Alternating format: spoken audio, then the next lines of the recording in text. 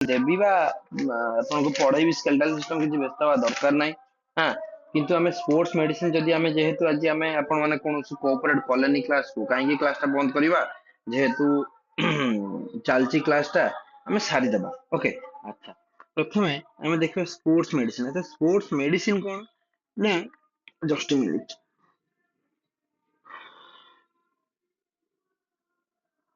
हाँ देखो पिलाने स्पोर्ट्स मेडिसिन आम क्या कहबा कहीं स्पोर्ट्स मेडिसिन आम दि जाए स्पोर्ट्स मेडिसिन कौन देख खाली स्पोर्ट्स मेडिसिन मतलब आम से टैबलेट की टॉनिक खाइदा सेटा मेडिसिन नुहे आम गोटे स्पोर्ट्स रे गोटे प्लेयर कौन जदि गोटे इंजुरी हुए से केमी रिहाब बा ताको रिहाबिलिटेशन करवा रिहाब माने कौन पुनः सही माने सही माने ताको कौन कहती रिहाब मतलब कौन आपणकर सपोज धरनीय सी जो जंत्रणा फास्ट कौन ना धरनीय पूर्ण स्थिति पूर्व स्थिति को आम नहीं आसवा जो स्थिति थिला फास्ट जंत्रणा पूर्व से जो स्थिति थिला सही स्थिति को आम आने को आम कहवा कौन ना रिहाबिलिटेशन कौन कहवा ना रिहाबिलिटेशन है। हाँ रिहाबिलिटेशन आम कहवा बुझला पुनः पुनः स्थिति पूर्व स्थिति धरने सपोज गोटे पिला खेलुला तार इंजुरी हो गला इंजुरी जो गला जो इंजुरी पूर्वर जो स्थिति थिला सही स्थिति को आसिया आम कौन कहवा ना रिहाबिलिटेशन। देख प्रथम हूँ स्पोर्ट्स मेडिसिन बापा प्रथम हूँ स्पोर्ट्स मेडिसिन जब बापा आम कहवा ताले father of sports father of medicine प्रथम हूँ फादर ऑफ मेडिसिन किए मेडिसिन बापा के जेकोसी मेडिसिन आप खातु पारासीटामल खातु कि कैंसर मेडिसिन खातु कि इंजुरी खातु जहाँ खातु से जो मेडिसिन किए बाहर करते प्रथम जब प्रथम कह मेडिसिन किए बाहर करते आपन कह कौन हिप्पोक्रेट्स कौन करते ना मेडिसिन बाहर करते हिप्पोक्रेट्स हिप्पोक्रेट्स मेडिसिन को से बाहर करते प्रथम मेडिसिन बापा हूँ किए ना हिप्पोक्रेट्स हिप्पोक्रेट्स होती मेडिसिन बाप। अच्छा ताले फादर ऑफ स्पोर्ट्स मेडिसिन बापा किए ना फादर ऑफ स्पोर्ट्स मेडिसिन बापा जब सार आप कहते हिरेडिकस होउचंदी स्पोर्ट्स मेडिसिन नो बाप हिरेडिकस होउचंदी स्पोर्ट्स मेडिसिन नो बाप होउचंदी किए ना हिरेडिकस सेकंड नंबर देखो। अच्छा से गोटे फेडरेशन तैयारी होची ये फेडरेशन नाम होची कोन FIMS माने कोन federation of international de medicine du sports एटा वेरी वेरी इंपोर्टेंट आपण मन रखी थांतु गोटे स्पोर्ट्स मेडिसिन रो कोन हेची ना गोटे फेडरेशन अछि इंटरनेशनल लेवल रे ता ना कोन ना federation of international de medicine du sports FIMS films कहि परिबे आपण माने तार हेडक्वार्टर होची लौसेना स्विट्जरलैंड जोटा कि 1928 मसिया रे कोन हेतला एहा गठन हेतला 1928 मसिया थियतला जदी 1928 मसिया कथा कहउजंदी 1900 देखो पिला ने 1928 मसिया रे हमर बहुत किछि हिस्ट्री हमर कोन अछि लुचिकी रहिछि कहीं 1928 टा हमर बहुत किछि कोन बहुत लकी आम पई जेमिति कि प्रथमे प्रथमे भारत ऑफिशियली पार्टिसिपेट करथिला ओलंपिक रे केबे ना 1928 मसिया रे 1928 मसिया रे। अच्छा किंतु ठीक एई वर्षर पूर्व 1927 मसिया रे 1927 मसिया रे कोन हेतिला ना IOA हैला इंडियन ओलंपिक एसोसिएशन हेतिला हैला कि 1927 रे हैला जार प्रेसिडेंट होजन के सर दोराबजी टाटा थिले। अच्छा 1928 मसिया कोन हेतिला पिला जानचो ओलंपिक हेतिला जो आपनकर आम्स्टरडाम ओलंपिक 1928 हेतिला आम्स्टरडाम ओलंपिक 1928 मसिया रे से प्रथम इंडिया कला हॉकी रे पार्टिसिपेट करथिला 1928 रे जो 1928 रे हॉकी रे पार्टिसिपेट करिथिला सेही हॉकी 28 रु लगातार 6 थर कौन करछि 6 टाइम्स कौन करछि ना गोल्ड जीतिछि जानिचो माने जेमिति केमिति की देख 1928 रे जीतिला तापरे कमा देके अपन लिखि परिबे 32 हैला 36 रे जीतिला तापरे 36 40 44 युद्ध पई हैला नै वर्ल्ड वॉर सेकंड हैला हैला नै तापरे 1900 ये तो ये एठी जीतिला एठी एठी तीनटा जीतिला तापर केतल पुणी खेल होला 1900 ଅଠଚାଳିଶରେ ଖେଳ ହେଲା। କେବେ ଖେଳ ହେଲା? 1948ରେ। 1948ରେ ଯୋଉ ଲଣ୍ଡନ ଅଲିମ୍ପିକ ହେଲା, 1948ରେ ଯୋଉ ଲଣ୍ଡନ ଅଲିମ୍ପିକ ହେଲା, ଅଲିମ୍ପିକ କଥା କହିଲା ମାନେ ଏଇ ସେଥିରେ ବହୁତ ଆଲୋଚନା ହେଇଯିବ। 1948ରେ ହେଲା ଲଣ୍ଡନ ଅଲିମ୍ପିକ। 1948 ଲଣ୍ଡନ ଅଲିମ୍ପିକ ମଧ୍ୟ ହକିରେ ଗୋଲ୍ଡ ଆଣିଲା। କେତେ ହେଲା? 1 2 3 4ଟା ଗୋଲ୍ଡ। 48 52ରେ ହେଲା, 52 56ରେ ମଧ୍ୟ ଗୋଲ୍ଡ। ଲଗାତାର କେତେଟା ଗୋଲ୍ଡ ଜିତିଛି ନା 6ଟା। ଡବଲ ହାଟ୍ରିକ ଗୋଲ୍ଡ ଇଣ୍ଡିଆ ଜିତିଛି। ଜାଣିଛ 1936 ମସିହାରେ ମଧ୍ୟ ବହୁତ କିଛି କାହାଣୀ ଲୁଚିକି ରହିଛି। ଆମେ ଅଲିମ୍ପିକରେ ପଢିବା। 1948 ମସିହାରେ ମଧ୍ୟ ବହୁତ କିଛି କାହାଣୀ, ବହୁତ କିଛି କାହାଣୀ। 1952ରେ 1952ରେ ମଧ୍ୟ 1952ରେ ମଧ୍ୟ ବହୁତ କିଛି କାହାଣୀ ଲୁଚିକି ରହିଛି। ଏ ସବୁ କାହାଣୀକୁ ଆମେ ବିସ୍ତୃତ ଭାବରେ ଦେଖିବା। କିନ୍ତୁ ଆପଣ ତ ପାଠ ପଢୁନାହାନ୍ତି ବି, ପଢିବେନି। ବାକି କେମିତି କ୍ଲାସ ହବ ସେଇଟା ଆପଣ ନଜର। କାହିଁକି କ୍ଲାସ ହଉନି ସାର୍, ଭିଡିଓ ଅପଲୋଡ ହେଇନି କାହିଁକି, ଏସବୁରେ ଆପଣ ଫୋକସ କରୁଛନ୍ତି। କିନ୍ତୁ ଆପଣ ଯୋଉଟା ଫୋକସ କରିବା କଥା କରୁନାହାନ୍ତି, ସେଥିପାଇଁ ମତେ ବହୁତ ଦୁଃଖ ଲାଗୁଛି ବେଳେ ବେଳେ। ଓକେ, ଆଚ୍ଛା ଠିକ ଅଛି। ତାହେଲେ ନେକ୍ସଟ ଆମେ ଯିବା କୋଉଠିକି ନା ଆମେ ଯିବା ଦେଖ ଏଠି ସ୍ପୋର୍ଟସ ଇଞ୍ଜୁରି। ଇଞ୍ଜୁରି ଅର୍ଥ କଣ? ଟ୍ରୋମା। ଇଞ୍ଜୁରି ଅର୍ଥ କଣ ପିଲାମାନେ? ଇଞ୍ଜୁରି ଅର୍ଥ ହଉଛି ଟ୍ରୋମା। ଟ୍ରୋମା ଟ୍ରୋମା ଅର୍ଥ ଇଞ୍ଜୁରି।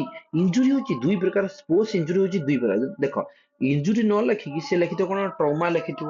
TRAUMA ଟ୍ରୋମା ଲେଖିଥିବ। ଆଚ୍ଛା ଦେଖ ପିଲାମାନେ, ସ୍ପୋର୍ଟସ ଇଞ୍ଜୁରି ହଉଛି ଦୁଇ ପ୍ରକାର। ଗୋଟେ ହଉଛି ମାକ୍ରୋଟୁମା, ଗୋଟେ ହଉଛି ମାଇକ୍ରୋଟୁମା। ମାକ୍ରୋ ମୁଁ କହିଛି ପିଲାମାନେ ସ୍ପୋର୍ଟସ ଟ୍ରେନିଂ ରେ, ମାକ୍ରୋ ଅର୍ଥ ହଉଛି କଣ? ବଡ। ଆଉ ମାଇକ୍ରୋ ଅର୍ଥ ଆପଣ ଜାଣିଛନ୍ତି, ମାଇକ୍ରୋ ଅର୍ଥ କଣ? ଛୋଟ। ଛୋଟ କହିଛି, ଆପଣ ସମସ୍ତେ ଜାଣିଥିବେ ପ୍ରାୟ ଆପାତତଃ। ଆଚ୍ଛା ମାକ୍ରୋଟ୍ରୋମା, ମାକ୍ରୋଟ୍ରୋମା କଣ? ବଡ ଇଞ୍ଜୁରି କୋଉଠି ହେଇଥିବ ସେଇଟାକୁ ଆପଣ କହନ୍ତି କଣ? ମାକ୍ରୋଟ୍ରୋମା। ତାହେଲେ ମାକ୍ରୋଟ୍ରୋମା ଟା କଞ୍ଚା ଓଡିଆରେ ଆପଣ ମାନେ ବୁଝନ୍ତୁ। ତାର ଅର୍ଥ ହଉଛି କଣ ନା ଅଚାନକ ଜୋରରେ ଲାଗିବା ଯୋଉ ଇଞ୍ଜୁରି ହେଇଥାଏ। ଅଚାନକ ଲାଗିବ ଆଉ ଜୋରରେ ଲାଗିବ, ଅଚାନକ ହଠାତ୍। ଯେମିତି କି ଆପଣଙ୍କର ଆକ୍ସିଡେଣ୍ଟ ହେଲା, ଆକ୍ସିଡେଣ୍ଟ ହେଲା, ଆକ୍ସିଡେଣ୍ଟ ହେଲା। ଇଏ କଣ? ଅଚାନକ ଲାଗିବ ଆଉ ଜୋରରେ ହେଲା, ଅଚାନକ ଲାଗିବ। ସଡନ ବ୍ଲୋ ଆପଣ କହିପାରିବେ, SUDDEN, sudden, BLOW, sudden blow ହେଲା। ଆଚ୍ଛା ସେଇଭଳିଆ ଅଚାନକ ଲାଗେ, ଜୋର ଲାଗେ। ଯେମିତି କି ସପୋଜ ଧରନୀୟ ଖେଳ ହଉଥିଲା, ବ୍ୟାଟ ରେ ପିଟା ପିଟି ଆପଣଙ୍କ ମୁଣ୍ଡକୁ ଜଣେ କ୍ରିକେଟ ବ୍ୟାଟ ରେ ପିଟି ଦେଲା, ସଡନ ଲାଗିଲା। ଆଚ୍ଛା ଆପଣ ନେଲେ ଗୋଟେ ପାନ ଦୋକାନ, ଗୁପଚୁପ ଦୋକାନ ଉପରେ ଡାଇରେକ୍ଟ ଗାଡି ବାଡେଇ ଦେଲେ ମଦ ପିଇକି, ସଡନ ଲାଗିଲା। ଆଚ୍ଛା ହକି ଷ୍ଟିକ ରେ ଆପଣଙ୍କ ମୁଣ୍ଡକୁ ପାର ପକେଇଦେଲା କି ଗୋଟରେ ବାଜିଗଲା ହେଲା। ଏଇଗୁଡା ସବୁ। ଯେମିତି କି ଏକ୍ସାମ୍ପଲ ଆପଣଙ୍କର ହବ କଣ? ଷ୍ଟ୍ରେନ, ସ୍ପ୍ରେନ, ଆଉ କଣ? ଫ୍ରାକ୍ଚର ହେଲା। ଷ୍ଟ୍ରେନ, ସ୍ପ୍ରେନ ଆଉ ଫ୍ରାକ୍ଚର। Strain, sprain, fracture. ଆମେ ଷ୍ଟ୍ରେନ କଣ, ସ୍ପ୍ରେନ କଣ, ଆମେ ବିସ୍ତୃତ ଭାବରେ ଆଗକୁ ରହିଛି ଆମେ ପଢିବା। ଏବେଠୁ ଆପଣ ବ୍ୟସ୍ତ ହବା ଦରକାର ନାହିଁ। କ୍ଲିୟର? ଓକେ। ଆଚ୍ଛା ନେକ୍ସଟ ଆସିଲା ଦେଖ ମାଇକ୍ରୋଟୁମା। ମାଇକ୍ରୋଟୁମା ହଉଛି କଣ? ଆଚ୍ଛା ଏଇ ଯୋଉ ମାକ୍ରୋଟୁମା ନୁହଁ ନା, ସଡନ ଲାଗିବ, ଇଏ ଜଲ୍ଦି ଭଲ ହବ, ଏଇଟା ମନେ ରଖିଥାଉ। ଯୋଉ ଲେଖିଲ ନା ଅଚାନକ ଜୋରରେ ଲାଗିବା ଇଞ୍ଜୁରି, ଏବଂ ଏଇଟା କଣ ନା ସଡନ ଲାଗିବ, ହଠାତ୍ ଲାଗିବ କିନ୍ତୁ ଜଲ୍ଦି ଭଲ ହବ, ଏଇଟା ବି ମନେ ରଖିଥାଉ। ଆଚ୍ଛା ଏବେ ଆସି ଦେଖ ମାଇକ୍ରୋଟୁମା, ଛୋଟ ଇଞ୍ଜୁରି ହେଲା। ଛୋଟ ଇଞ୍ଜୁରି, ଛୋଟ ଇଞ୍ଜୁରି କଣ ନା over use injury. Over use injury ମାନେ ଓଭର ୟୁଜ ଅର୍ଥ କଣ? ବାର ବାର ଲାଗୁଥିବା ଯୋଉ ଇଞ୍ଜୁରି, ବାର ବାର ଲାଗୁଥିବ। ଓ ହାତ ବୁଲିଲା, ହାତଟା ବଥା ବଥା ବଥା ବଥା ବଥା, ସେ ବଥା ବହୁତ ଦିନ ପର୍ଯ୍ୟନ୍ତ ରହୁଥିବ, ଲମ୍ବା ସମୟ ପର୍ଯ୍ୟନ୍ତ ରହୁଥିବ, ସେଇଟାକୁ ଆମେ କଣ କହିବା? ଓଭର ୟୁଜ ଇଞ୍ଜୁରି ବା ମାଇକ୍ରୋଟ୍ରୋମା ବା ମାଇକ୍ରୋ ଇଞ୍ଜୁରି କହିବା। ବୁଝିହେଲା ପିଲାମାନେ? Micro, micro, MICRO, micro. ଦୁଇ ନମ୍ବର, ଦୁଇ ନମ୍ବର, ଦୁଇ ନମ୍ବର ଯୋଉ ମାଇକ୍ରୋଟ୍ରୋମା ଦେଇଛି ତାହା ହଉଛି କଣ? Over use injury. Over injury କଣ? ଓଭର ୟୁଜ ଇଞ୍ଜୁରି ଅର୍ଥ ବାର ବାର ଲାଗୁଥିବା ଇଞ୍ଜୁରି। ସପୋଜ ଧରିନିଅ ଖେଳୁଥିବ ଖେଳୁଥିବ, ଆଚ୍ଛା ସପୋଜ ଧରିନିଅ ମୁଁ ଖେଳୁଛି ବ୍ୟାଡମିଣ୍ଟନ, ମୋ ପ୍ରୋବ୍ଲେମ ଟା ମୁଁ କହୁଛି। ମୁଁ ବ୍ୟାଡମିଣ୍ଟନ ଖେଳୁଛି, ମୋର ଯୋଉ ଗୋଡ ରାଇଟ ଲେଗ ର କଣ ହେଇଛି ନା, ଆପଣଙ୍କର ଯଦି ପାଦଟା ସରି, ପାଦଟା ଯଦି ଏମିତି ରୁହେ, ଏମିତି ପାଦ ତ ଏମିତି ଗୋଇଠି, ଏଇଟା ତ। ଆଚ୍ଛା ମୋର ଏଇ ଯୋଉ ଗୋଇଠିରେ ଗୋଟେ ଗୋଇଠିରେ ଗୋଟେ ନର୍ଭ ଯାଇଛି, ଆପଣ ଜାଣିଛନ୍ତି? ଗୋଇଠରୁ ସିଧା ନର୍ଭ ଯାଇଛି କୋଉଠି? ଆପଣଙ୍କ କମରକୁ, ଦିଟା ନର୍ଭ ହେଲା। ମୋଟାରେ ମୁଁ କରିଦଉଛି ହେଲା। ଏଇଠି ଗୋଟେ ନର୍ଭ ଯାଇଛି, ଏଇଠି ଗୋଟେ ନର୍ଭ ଯାଇଛି। ଏଇ ଯୋଉ ନର୍ଭ ପାଖରେ ଏଇଠି ଗୋଟେ ପ୍ଲାଣ୍ଟର ଫାସିଆ ବୋଲି ଗୋଟେ ବୋନ ଅଛି। ଏଇଠି ମୋର କଣ ହେଇ ପିଲାମାନେ, ଏଇଟା ମୋର ଧରେ କେତେବେଳେ ନା, ମୁଁ ଯେତେବେଳେ ବ୍ୟାଡମିଣ୍ଟନ ଖେଳିବା, ବ୍ୟାଟ ଯେତେବେଳେ ଗୋଡ ପଛକୁ ନେବି ନା, ମୋର ସେଟା ଧରେ।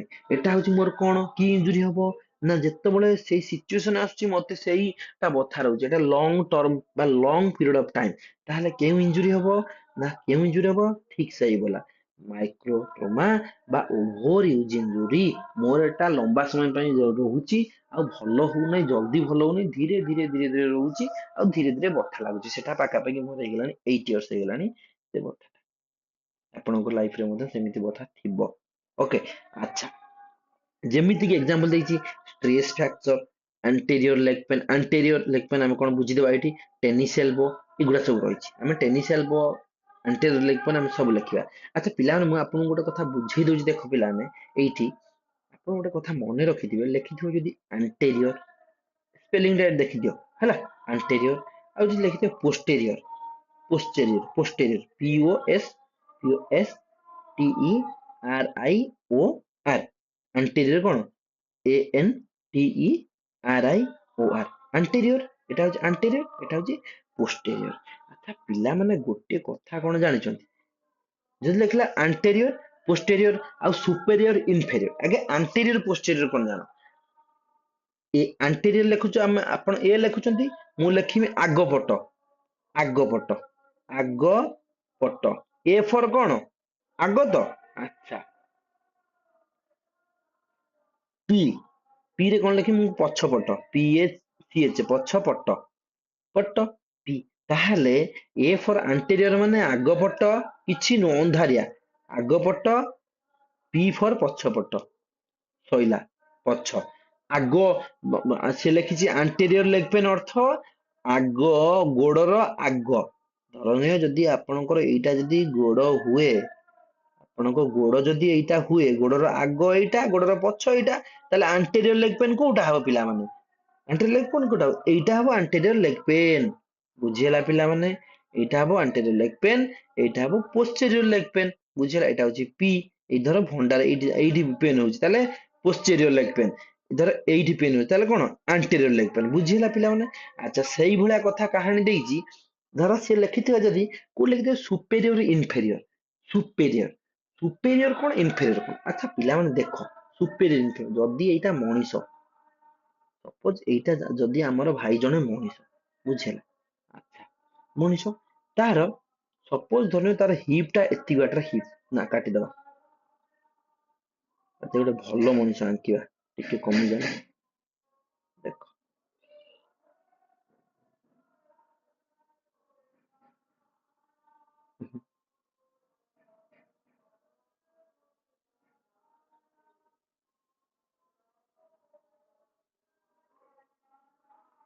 ହେଲା। ଆଚ୍ଛା ଯଦି ଆମେ ଦେଖିବା ଆଣ୍ଟେରିୟର, ସରି ଆମେ କଣ ସୁପେରିୟର ଇନଫେରିୟର, କଣ ଆମ କ୍ୱେଶ୍ଚନ ଅଛି, ସୁପେରିୟର କଣ ମୋଟା, ତାହେଲେ କଣ ଅଛି ସୁପେରିୟର କଣ ଆଉ ଇନଫେରିୟର କଣ, ସୁପେରିୟର କଣ ଆଉ ଇନଫେରିୟର କଣ, ପିଲାମାନେ ଠିକ ଅଛି। ଆଚ୍ଛା ଦେଖ, ତାର ଭାଗ ହବ କୋଉଠୁ, ତାର ହିପ୍, ଗୋଟେ ମଣିଷର ହିପ୍ ମାନେ କମରରୁ ଭାଗ ହୁଏ ହେଲା, ଏଇଟା ଉପର, ଏଇଟା ତଳ, ତଳ ହଉଛି ଇନଫେରିୟର, ଉପର ହଉଛି ସୁପେରିୟର। ବୁଝିହେଲା।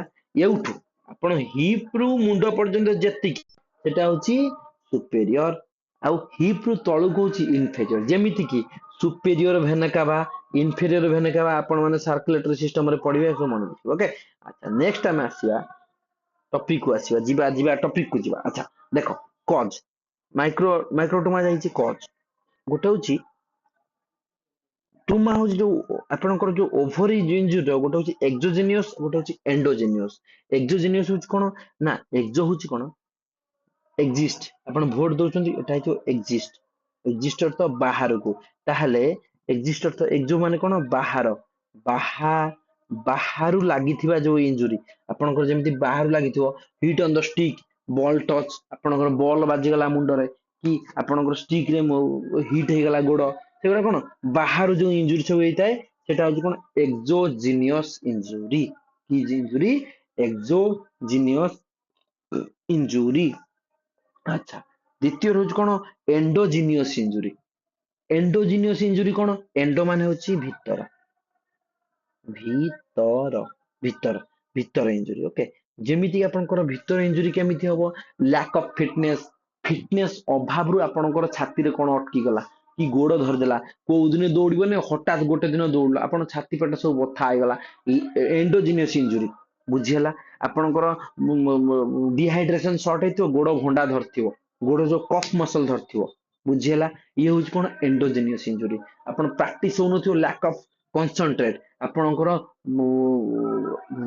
ମାଇଣ୍ଡଫୁଲି ଦେଖିନଥିବ ଜିନିଷକୁ, ସେଠି କଣ ହେଇଥିବ ଭୁଲି ଯାଇଥିବ ସବୁ ଜିନିଷ। ଇଏ ହଉଛି କଣ ନା ଏଣ୍ଡୋଜିନିୟସ ଇଞ୍ଜୁରି। ବୁଝିହେଲା ପିଲାମାନେ? ଆଶା କରି ଆପଣ ସମସ୍ତେ ବୁଝିପାରିବେ।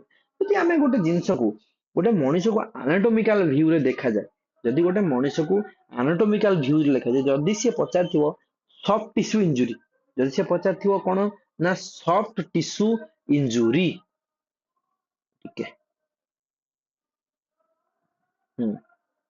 ସିଏ ପଚାରିଥିବ କଣ ସଫ୍ଟ ଟିସ୍ୟୁ, ଆଚ୍ଛା, ସିଏ ପଚାରିଥିବ soft tissue injury. Soft tissue injury ଅର୍ଥ ଆପଣ ବୁଝିବେ କଣ ରିଲେଟେଡ ଟୁ ମସଲ କଥା ସିଏ ପଚାରିଛି। କଣ ପଚାରିଛି ନା ମସଲ କଥା ସିଏ ପଚାରିଛି, ପୁରା ଆଖି ବୁଝା। ସିଏ ପଚାରିଥିବ ଯଦି ବୋନ୍ ଇଞ୍ଜୁରି, ତାହେଲେ ଆପଣ କହିବେ କଣ ଓହୋ ତାହେଲେ ବୋନ୍ ଇଞ୍ଜୁରି ମାନେ ତାର କିଛି ଫ୍ରାକ୍ଚର ପ୍ରୋବ୍ଲେମ ହେଇଛି। ବୋନ୍ ଇଞ୍ଜୁରି କିନ୍ତୁ ତାର କିଛି ନାକରୁ ରକ୍ତ ପଡୁଛି, ଇଜ ଇଟ୍ ପସିବୁଲ? ନା, ଏଟା ହଉଛି ବୋନ୍ ଇଞ୍ଜୁରି ନୁହେଁ ହେଲା। ବୋନ୍ ଇଞ୍ଜୁରି ଯଦି ସେ ପଚାରିବ, ଆପଣ କହିବେ କଣ ଫ୍ରାକ୍ଚର ହେଇଛି। ଯଦି ପଚାରିବ, ସେ ଯଦି କହିବ ସଫ୍ଟ ଟିସ୍ୟୁ ଇଞ୍ଜୁରି ନ କହିକି ସେ କହିବ ଫ୍ରାକ୍ଚର। ଫ୍ରାକ୍ଚର ମାନେ କଣ ନା ବୋନ୍ ରିଲେଟେଡ କିଛି ଇଞ୍ଜୁରି ହେଇଛି, ଫ୍ରାକ୍ଚର। ଆଚ୍ଛା, ସେଥିପାଇଁ ଜଏଣ୍ଟ ଇଞ୍ଜୁରି, ଜଏଣ୍ଟ ଇଞ୍ଜୁରି ହେଇଛି ମାନେ କଣ, ଆପଣଙ୍କର ଧରନିୟ ସୋଲଜର ଏଇଟା, ହାତର ସୋଲଜର ଏଇଟା, ଏଇଟା ଖସି ଯାଇଛି, ତାହେଲେ କଣ ଡିସଲୋକେସନ। କଣ ନା ଡିସଲୋକେସନ। ଦେଖ ତାହେଲେ କଣ ଡିସଲୋକେସନ ହେଇଛି, ଆପଣଙ୍କର ଲୋକେସନ ଟା ଡିସ୍ ହେଇଯାଇଛି, ମାନେ ଆପଣଙ୍କର ସେ ଏଉଠୁ ହାଡଟା, ଏଠି ଗୋଟେ ହାଡ, ଏଠି ଗୋଟେ ହାଡ, ହାଡଟା ଆକ୍ଚୁଆଲି ଏଠି ହିଁ ସାମ୍ନା ସାମ୍ନି ରହିବା କଥା, ଏଇଟା କଣ ଡିସଲୋକେଟେଡ ହେଇଯାଇଛି, ସେ ସ୍ଥାନରୁ ଅନ୍ୟ ସ୍ଥାନକୁ ପଳେଇ ଯାଇଛି ହାଡଟା, ସେଟାକୁ ଆମେ କହନ୍ତି କଣ ନା ଡିସଲୋକେସନ। ଓକେ, ଆଚ୍ଛା। ତାପରେ ମାଇନର ଇଞ୍ଜୁରି ଆଉ ମେଜର ଇଞ୍ଜୁରି ଆମେ ନେକ୍ସଟ କ୍ଲାସ ରୁ ପଢିବା।